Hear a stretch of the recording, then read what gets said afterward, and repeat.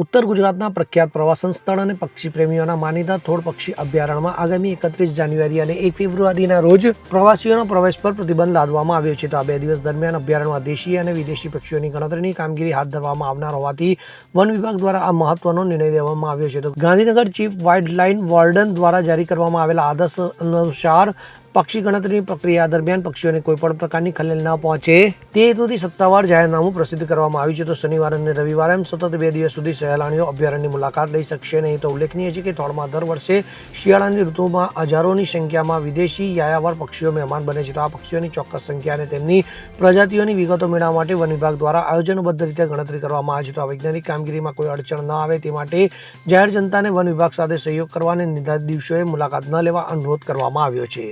Bureau report CN24 news. હવે જુઓ દેશ દુનિયાની તમામ ખબરો તમારી આંગળીના ટેરવે. ઉઠાવો મોબાઈલ અને Google Play Store પરથી ડાઉનલોડ કરો અમારી CN24 ન્યૂઝ મોબાઈલ એપ.